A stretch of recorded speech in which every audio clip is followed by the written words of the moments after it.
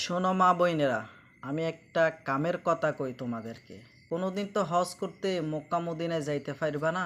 তো আমি একটা কামের কথা কই, যদি আমার কথাটা ধরো বাংলাদেশে থাইকা হজ করা সব পাইয়া যাইবা। কোন দিন আল্লাহ তৌফিক দিব, কোন দিন মক্কা মদিনায় যাইবা, কোন দিন আল্লাহ সামর্থ্য দিব, অনেক দূরের আশা। তার চেয়ে আমি একটা কামের কথা কই, আমার কথাটা শুনলে, মানলে, বুঝলে বাংলাদেশে থাইকা ঘরের ভিতর থাইকা তুমি হজ করা সব পাইয়া যাইবা। আর একটা কথা মনে রাখো, আল্লাহ যদি তৌফিক দেয় মক্কা মদিনে যাই হজ করবা, তাও আল্লাহ কবুল করতেও পারে, নাও করতে পারে। কিন্তু আমার বুদ্ধিটা ধরলে টাকা পয়সা ছাড়া বাংলাদেশে ঘরের মধ্যে থেকে হজের সওয়াব পাইবা, এবং ওই হজটা 100% আল্লাহ দরবারে কবুল হই, সেটার গ্যারান্টি আমি নিজেই দিচ্ছি। আল্লাহ রসুলও 1500 বছর আগে দিয়ে গেছে।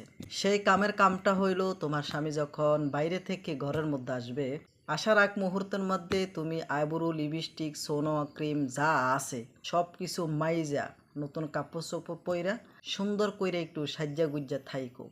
যখন তোমার স্বামী তোমার জামাইটা ঘরে আইব, সাথে সাথে তারে জড়াইয়া দইরা হাসি মুখে তাকে গ্রহণ করে নিবা। আর তোমার সেই সৌন্দর্য, তোমার লাবণ্যময় সেই হাসি দেইখা যদি তোমার স্বামী এই দুইটা দাঁত বাইর করে যদি মুচকি হাসি দেয় না, তাহলে আল্লাহর দরবারে তুমি একটা কবুল হজের সওয়াব পাইয়া যাইবা। আমার কথাটা মাইনো। আর যারা দেখছো, ভিডিওটা শেয়ার কইরা অন্যকে দেখার সুযোগ কইরা দিও, বিশেষ করে আমার মা বোনরা দেখার ক্ষেত্রে। হয়তোবা আমার ভিডিওটা জাপসা, দেখতে সুন্দর নাই, কিন্তু মনে রাখো ভিডিওটা অনেক মূল্যবান। আল্লাহ হাফেজ।